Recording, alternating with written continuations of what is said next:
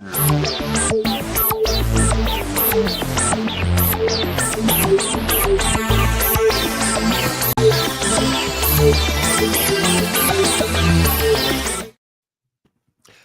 asked for the rematch, and we got the rematch as the Florida Panthers and the Edmonton Oilers will meet again as the Edmonton Oilers knock off the Dallas Stars. And what was, well, guys, an underwhelming series, to say the least. It was all Oilers all game long, and they have punched their ticket for the second straight year to the Stanley Cup Finals. Welcome in to Playoff Frenzy Live. Andrew McGinnis alongside Stephen Kerr and Michael Agello, looking to recap tonight's game featuring the Oilers and the Stars and look ahead to the Stanley Cup with the Panthers and the Oilers. Stephen, great working with you for the first time. How are you, and your thoughts on tonight's game?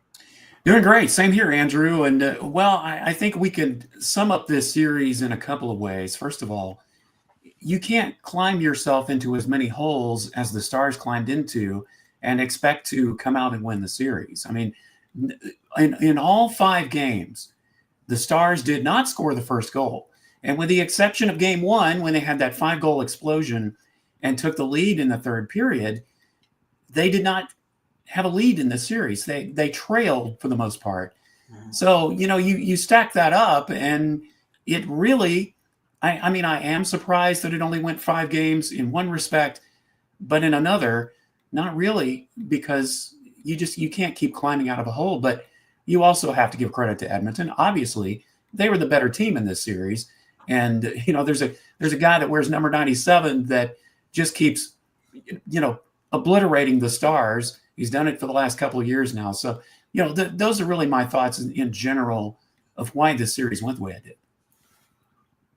Michael, good evening. How are you? Good evening, Andrew. I joked on social media. I said, I thought the Leafs only wore green on St. Patrick's Day because that was that type of performance. I cannot believe that the Dallas Stars came out as vacant as they did in this game. They really didn't have, from the very get-go, the Maverick Bourque penalty, the Corey Perry power play goal, it was just a snowball effect.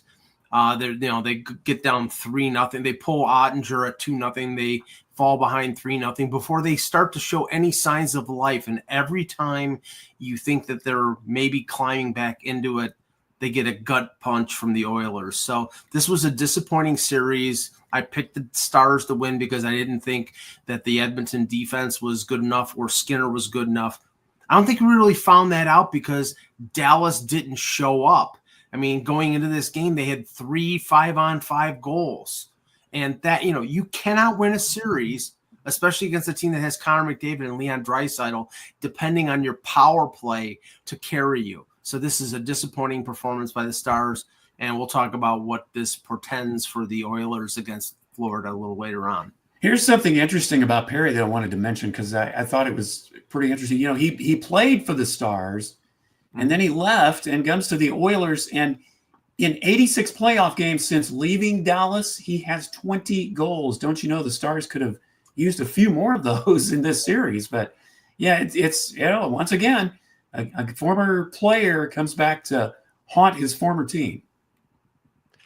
It's amazing. The Corey Perry story, guys, we could do a whole show just on the Corey Perry story and what he's done over the last several years. Stephen, I'm not sure if I've mentioned to you, but I'm a Canadiens fan. I remember what he did for the Canadiens even when he was on. That's right. So, this guy's been to the finals like every single year, it seems like. But we're going to touch on a lot of what happened tonight on this series. And of course, we're going to look ahead. We want to hear from you guys, though. We are here to get your comments, your thoughts. We want to hear your thoughts on the series overall, what went wrong for the Dallas Stars, and look ahead to the Panthers and the Oilers series, of course. Before we get into more action, though, guys, Playoff Frenzy Live is presented by Sticks.com. Why break the bank on sticks? You can get pro-level composite sticks without the pro price tag at Sticks.com. That's Stix.com. Head over and gear up. All right, guys, looking at the scoring summary, we just spoke about him.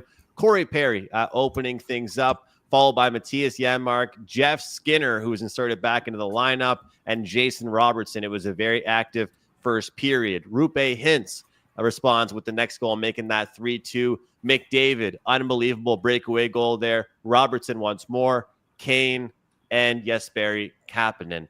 Michael Agello, I'll go to you first on this one. I mean, when I look at this Edmonton Oilers team, I really compare. There's two different types of Oilers. There's the Oilers that it's the Connor and Leon show, or it's the Oilers that it's Connor and Leon plus the rest of the team. And I know that sounds simple, but these days it's really not just been those two guys. It's been the supporting cast. And, mix in some empty netters throughout the past couple of games. I get that. But when I see an Adam Henrique or Janmark or just some different names on the board, it's a really good sign for the Oilers. Yeah, Janmark, another former star who scores. Strangely, I looked at this series going into it and said Dallas had the better lineup depth, especially up front.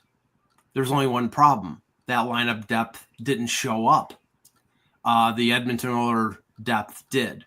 Now, their depth is going to be tested because Connor Brown is still out, probably, and I believe it's a concussion from the hit that he took from Alex Petrovic. And we know that Zach Hyman is out for the year. So that depth is going to be tested against the Florida Panthers. I think they had a relatively easy time against the Dallas Stars teams. I'm not taking anything away from Edmonton, but the problem here is Dallas didn't show up for most of this series. And there has to be an evaluation of the Dallas Stars and how, they're the Carolina Hurricanes of the Western Conference. They get to the conference final, and then they seem to not be able to be up to the challenge. They made the Stanley Cup final in 2020 in the bubble, or was it? Yeah, it was 2020 in the bubble. Yeah. And they got, great performances from Gurionov and from Corey Perry. But ever since then, they're close, but no cigar. You mentioned Jeff Skinner's goal. Yeah, sometimes it's the coaching moves that can make the difference. And obviously they don't know what's going to happen until they make the move. But let's compare the lineup changes between the two teams. Jeff Skinner comes in for Zach Hyman, and he scores his first playoff goal in his career. And Pete DeBoer's move was to put Maverick Bourque in place of Evgeny Dadonov, who was a healthy scratch, to try to get some offense. Now, you say that, but he only scored 11 goals in the regular season and has only played like 2 playoff games. He gets a high sticking call within 2.5 minutes that leads to Edmonton's power play goal. Whether it's you don't know the move until you make it, but hey, sometimes it's the coaching moves that can make the difference, either in a positive or negative way. Well, when I look at this Dallas team, it's just like I look at Rupe Hintz, Jason Robertson, some of these guys in the top tier. They did their job from where I'm sitting. They did all they could. And even yesterday, we spoke about it in the post-game show for the Carolina Hurricanes, right? Seth Jarvis gets 1. Sebastian Aho gets 2. But that wasn't enough. So we all know the superstar caliber and how important that is for a team. But when it ultimately comes down to it, it is important to have that secondary scoring. I know Paul Maurice was joking around for the Florida Panthers how it's a running joke in the locker room for the guys that don't have goals. They've got so many guys that have scored for them that it became an absolute running joke. When I think about guys like Matt Duchene and Tyler Seguin, do you guys think, Steven, did we get enough out of them? What happened to those two guys and some of the depth players on the Stars this year? No, we did not, Andrew. And honestly, Mason Marchment's another guy you can throw in there. Jamie Benn, yeah, he can get physical, but for the most part, they didn't show up in this series or in the postseason. And we talk a lot about the Stars' depth, and you look at the regular season numbers, and that bears out. I think they had half a dozen players that scored at least 16 goals. They had several that scored 30 goals. But, when you get in the postseason, it's a whole different thing. And sometimes it isn't also about the depth scoring. It's about getting the lucky bounces. And listen, certainly not taking anything away from Edmonton, but Dallas couldn't get a lucky bounce if they bought one. And, game 5 is absolute proof of it. Putting the goal in your own net that pretty much sealed your fate is just one of the few bad breaks that the Stars got. It isn't that they didn't show up. I don't know that I agree with Mike completely on that, because there were plenty of opportunities where they put the pressure on, but they kept missing the net. You mentioned Duchesne in Game 4. He missed the net 6 times. He led the team in that category in that particular game. Yeah. The shots weren't going in. Now, did they have lapses? Absolutely. They certainly did, coming out in the first period of Game 5 when they fell down 3-0. You could see the body language was bad. Pete DeBoer even took a timeout and switched goaltenders, at that point when they were down.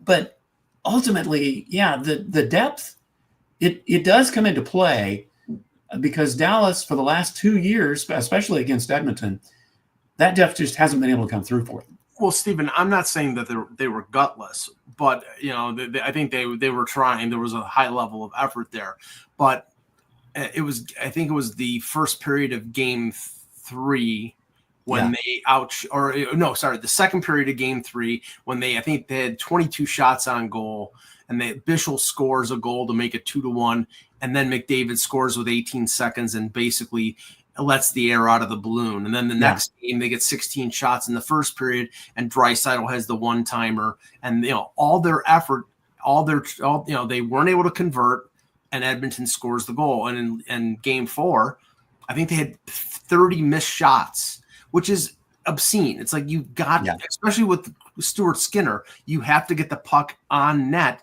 because you don't know if that guy's going to stop it. And we saw tonight, the Hins goal was a bad goal. Yeah. One of the Jason Robertson goals was a stoppable shot. You just needed to get more pucks on the net with Skinner, but they weren't able to do that, and that's why Edmonton is winning. And by the way, this could have been Jamie Benn's last game as a Dallas Star. 10 minutes and 24 seconds, -3. He was playing fourth line ice time, and he was still -3. That is bad. Well, physicality can only take you so far. I mean, Steven, you said that, and then for Michael, you to read out those numbers, it's one thing to be like, hey, this guy's a physical playoff guy, but at the end of the day, you can't just be a playoff guy. You have to be able to put the puck in the net, create some chances, bring your line into the O-zone every now and then. William Gaudreau, is the Oilers defense going to get them over the hump against Florida? Guys, I'll tell you what, in a million years, I never thought I would read a statement that said that. Is their Oilers defense going to get them over any hump? I didn't think that would ever be something.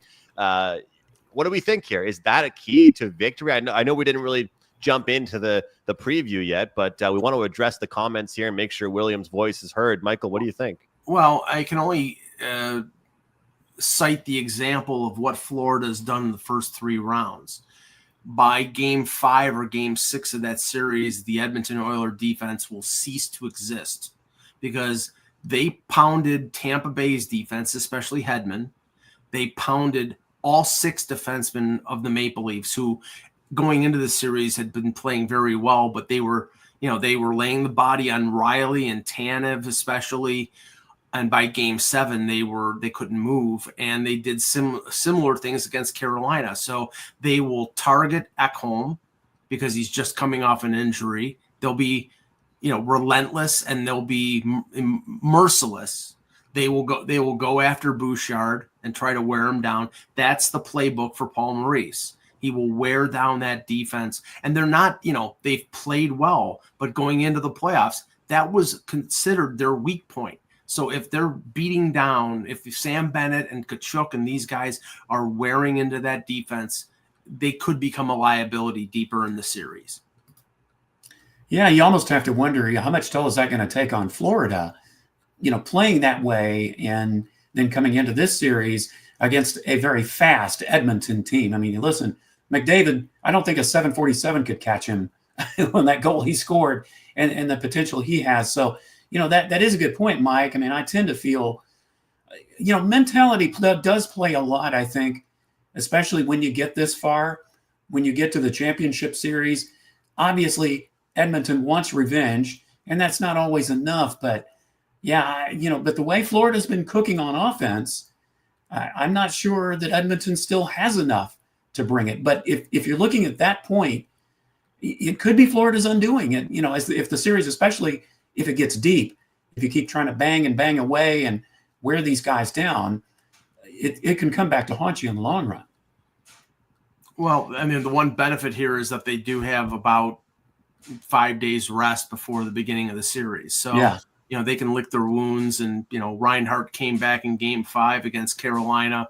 Luosterainen got hurt in that game, but I haven't heard anything there was anything long-term. So, had they gone right into the Stanley Cup final after a Game 7, I would think that the toll that it takes on Florida would be more of a factor. But I do think that's sort of counterbalanced by Edmonton having a shorter lineup and them having a player like Ekholm, who's a big key to them, coming in at probably less than 100%. And like I said, Florida will target him. I mean, and it may not even be legal, but that's what they've done with goaltenders. They went after Freddie Anderson in the Carolina series. Yeah.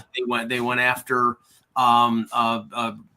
Anthony Stolarz in the Toronto series. They're probably not going to go after Stuart Skinner because they want him in the net. They'll probably go at Calvin Pickard while he's sitting on the bench.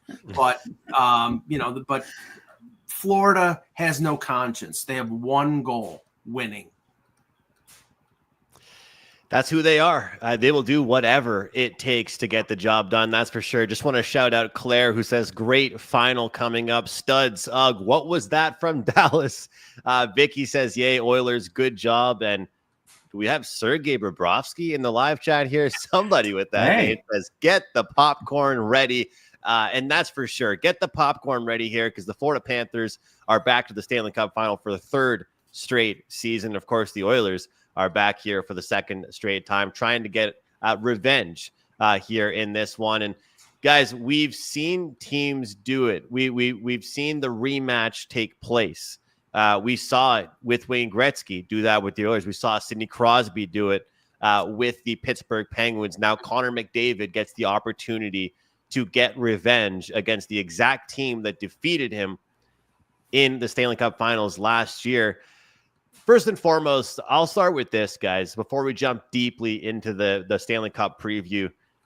How much more important is it, or I guess not important, but how much more special does that make this Stanley Cup final that it's a rematch? Not just the fact that the Oilers got to go back, but the fact that it's a rematch here. I saw you shake your head a bit there, Michael. What do you think? Yeah, I don't put a lot of stock into that. I mean, it's a testament to these two teams that they have been able to get through a really tough grind and get to the Stanley Cup final for the second straight year and against each other in the third year in a row for Florida.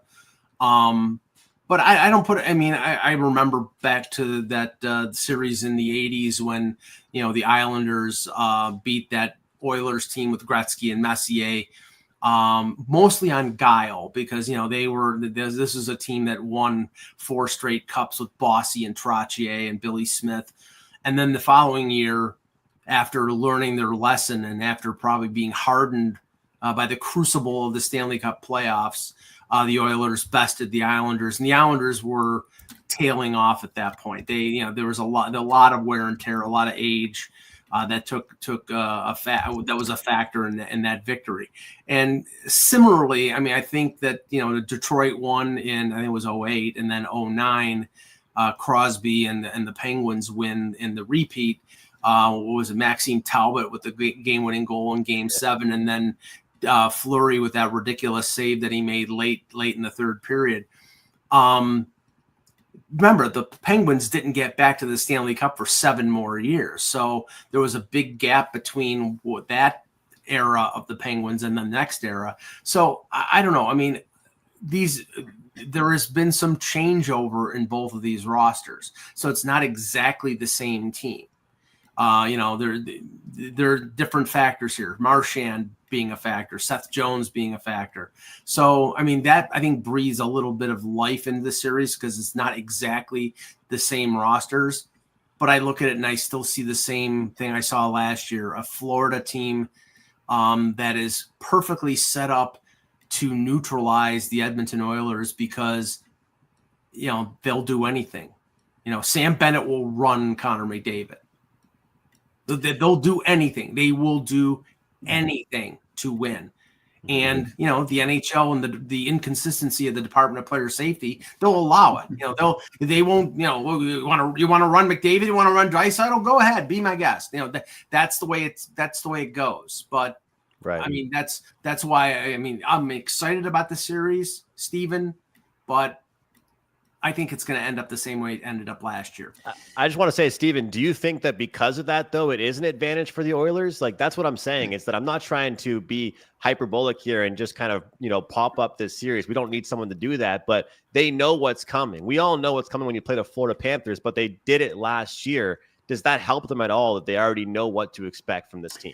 I think if it's the focus, if it's your goal, yes, that certainly can. Now, as far as emotion playing a part in it, I don't think emotion can carry you through a series. If it was a one-game series, I'd say, yeah, it would be a major factor. But I think if you keep that as your focus and you map out a game plan to combat whatever Florida is going to do, and I think Paul Maurice is certainly, he's shown he can do that.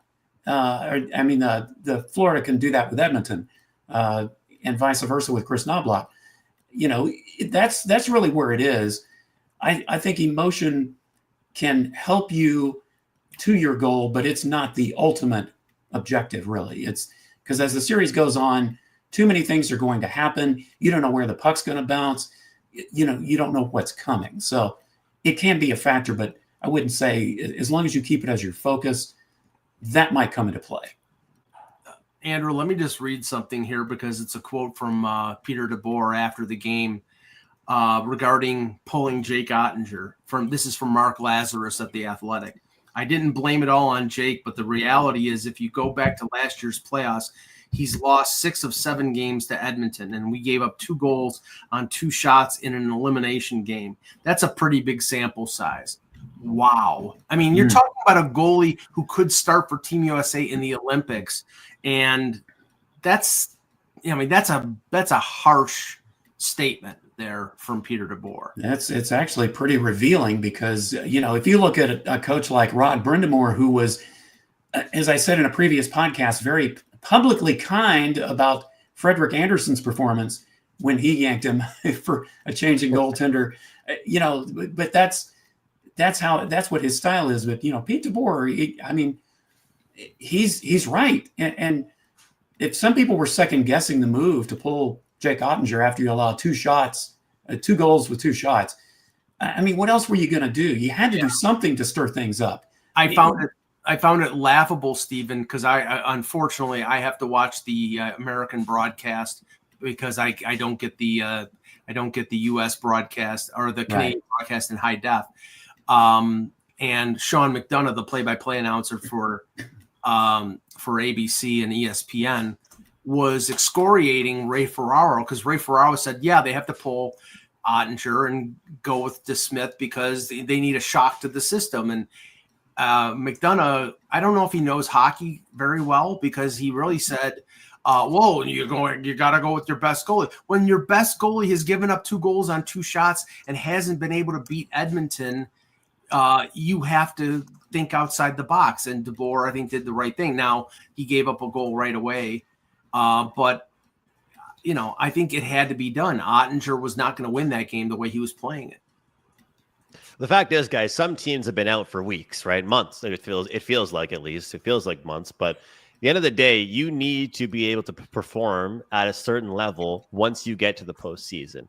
Because there are certain players, we always say, their contracts, guys, they're paid for the regular season. They're earning contracts for the regular season. But as we're about to find out with certain players this summer, because I have a feeling it's going to be a wild summer in the NHL, that you're not just getting paid for the regular season. Teams are going to start considering the postseason a lot more.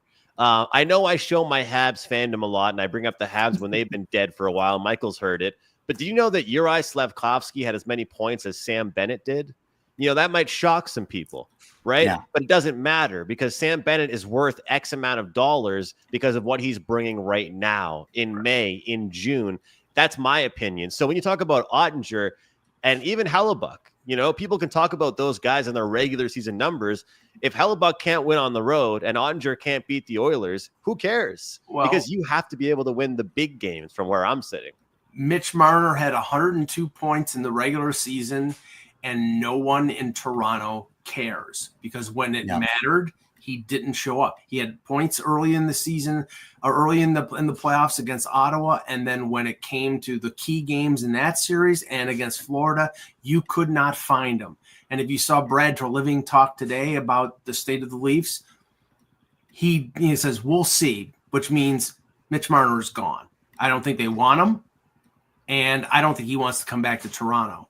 But, hey, and whoever signs him, enjoy your $14 million and enjoy your great regular season. But when it gets to the playoffs, I don't know if that guy shows up. Well, I think it's interesting, too, that you bring that up because when I saw the comments that Brad Treliving made about changing the DNA, I mean, not only did I think that was a telling statement for the Leafs, but I've been thinking this for a while, guys, and we're going back to the Stars.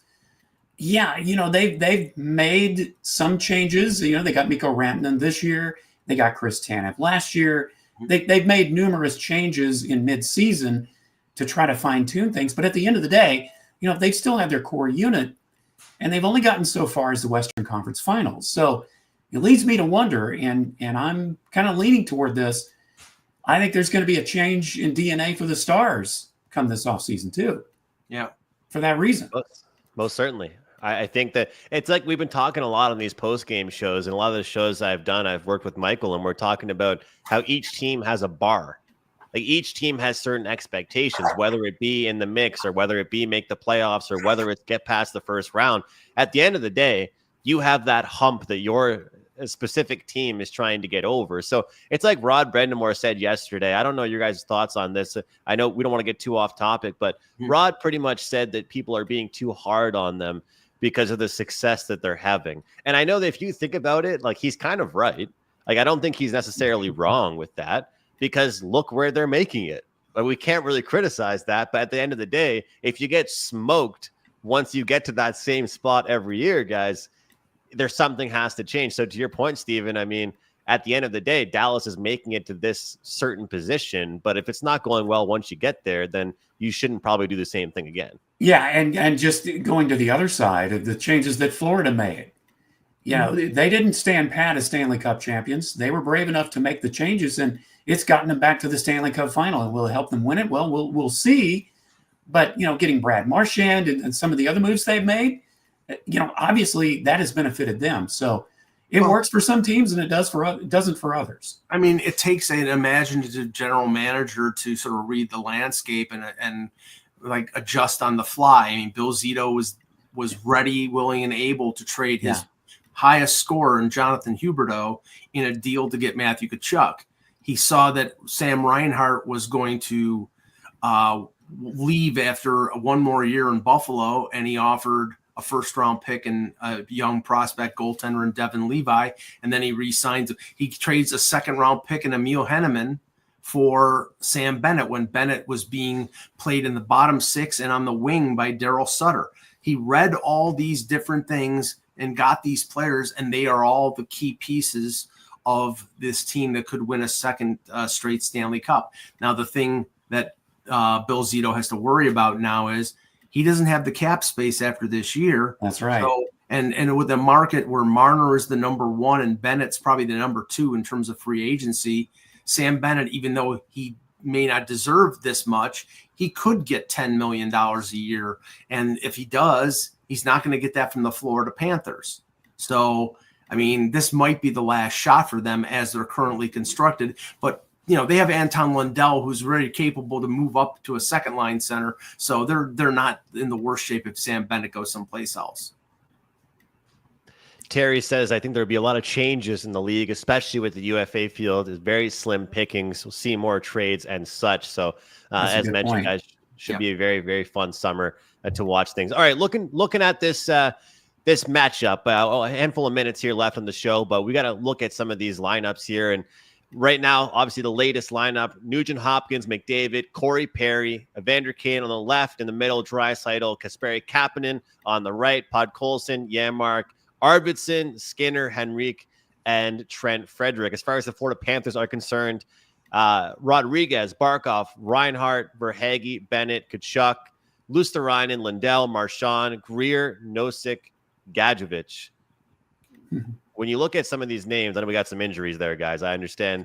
But when you look at these two rosters overall, I know we have the main names, and we can talk about them as well. But let's think outside the box.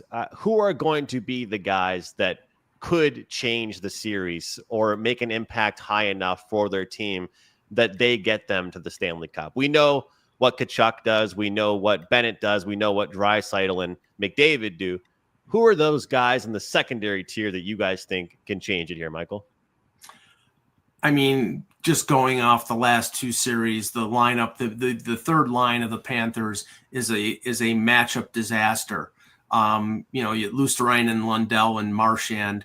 That line killed Toronto in that series. They couldn't contain Marchand. Marchand has been a top six forward for most of his career. Now he's playing on a third line. I don't think Edmonton has the depth of their organization up front, especially with Brown and Hyman out. Brown may come back in the Stanley Cup final, but he might be, at less than 100%.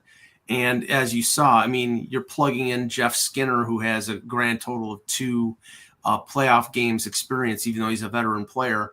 And Arvidsson was being knocked around. So I don't know whether the depth is there. I mean, they have the 2 best forwards in the playoffs right now, Edmonton, and they're going to have to rely on McDavid and Draisaitl to sort of carry the ball. But every time they do that and they don't get enough support, then they're in trouble. Now, right now, they're getting that support, and they're getting Perry and they're getting Kane and those other players contributing. I just don't know whether that's going to continue against a team like Florida, who's very deep and very physical. Yeah, I'd have to say, I mean, I certainly like Marchand. I think he can make an impact, but I'll tell you who, and it wasn't just this one play, but the guy that is so smart with the puck is Barkov. And, we talk about the highlight reel goal he had the other night. I mean, that's just one of the reasons that Florida is, not only are they a physical team and a deep team, but they're very smart, and they know when to pull the fancy moves and when not to pull the fancy moves. So those are 2 guys that I think, certainly could make an impact in this series. Maybe, come up with a goal that either is just at the absolute right time or, better yet, just one of the craziest unexpected goals that you could see. I mean, that's one of the reasons they dominated Carolina. For me, I'm going to go with 2 players on each team. I will say Evander Kane is one guy for the Oilers. I think that we'll have to not only bring physicality guys, but he'll have to bring a sense of playmaking. He'll have to kind of get into dirty areas and also be able to shoot the puck, not get too caught up in Florida's game, but be able to maintain it. And another guy that might catch people off guard is Podkolzin. I think that he's someone that's going to have to, again, showcase some offensive abilities. He's kind of outside that regular 4 or 5 guys we usually talk about, I'd say, for the Oilers. But he's someone that will have to contribute. This guy is playing on the top line left winger, so not really kind of a hot take for the Panthers. But Evan Rodriguez has been phenomenal. I never thought he would be a top line left winger in a Stanley Cup final game, but here he is. And then, we already talked about this one line, but I would say Lundell. I mean, this guy has been fantastic. He moves the puck very well, good 200-foot game. So those 2 guys, to me, are going to make a real impact. And then, of course, we know how important the defensive core, not only obviously defensively, has been for the Panthers, but as Mike Agello has been saying a lot about some of these guys turning into Bobby Orr, Mikkola and Seth Jones and some of these guys contributing. But last year, obviously it's a rematch. We mentioned it last year. Here are the scores real quick, guys. 3-0 game 1, 4-1 game 2, Panthers, of course, 4-3 in game 3, 8-1 in game 4 for the Oilers, 5-3 in game 5 for the Oilers, 5-1 in game 6, and 2-1 in game 7 for the Florida Panthers. I hope no team goes up like this, 3-0 in a series. I want to see a back and forth, but Steven, your overall preview of this series and just kind of what you're expecting out the gate. I would be really surprised if either team goes up 3-0 in this series. But hey, it happened last year, so it could certainly happen this year. It could even happen on the other end this time. And I think the key for Florida is what the Stars were unable to do And that is if they get off to a flying start, both in game one and even in this series, like say if they win the first couple games and they get to Stuart Skinner, well, at some point, Calvin Pickard is going to make an interest. Now, he hasn't been healthy, but I just think if Florida can get off to a good start in this series, I don't see Edmonton being able to come back like they did or almost did. They just about pulled it off. And again, that just kind of demonstrates that you can bury yourself in a really deep hole, and that there's going to come a day that you're not going to be able to come out of it. I'm just going to count on Florida that they learn their lesson from last year. They're not going to let that happen again this year. So the key for Edmonton is that they need to be the ones to jump out in front and then make sure that Florida doesn't do the same thing to them. Muted, I think, Michael. Sorry about that. He just gave us his winner, too. He gave us the series pick. We didn't get to hear it. If you can read lips. Yeah, it's tough to shut me up. I did it myself. I think the situation with Florida, I mean, their most valuable player is going to be Bobrovsky. And last year in the first 3 games and in game 7, he was spectacular. Not so much in those games that they lost. I don't think we're going to see Vitek Vanacek unless they are down 5-1 or 6-1 and they decide to give Bobrovsky a rest. I think that's where they have the biggest advantage. Not to say Skinner can't stand on his head, because he has a couple times, but he also can give up those sort of gut-wrenching dagger goals that really kill a team. And, Calvin Pickard went 6-0, but Calvin Pickard has always been a backup.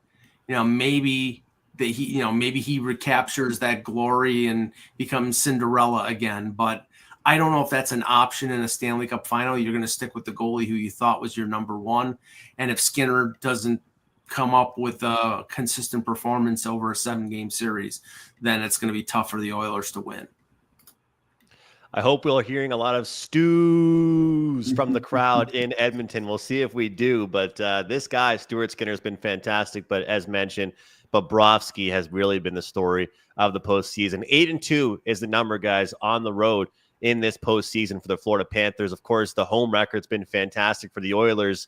That'll be the key for the Oilers, in my opinion, protecting home ice and doing well at home. If the Panthers get the Oilers on the road, it's going to be a real tough for them. So look forward to this series. Cannot wait to watch it. And we appreciate all of you for joining us here on Playoff Frenzy Live. If you ever miss an episode, if you ever miss a video here, Playoff Frenzy Live, you can catch us recorded on YouTube, on Facebook, LinkedIn, on X. You can follow Steven on his X. You can follow Michael. You can follow myself.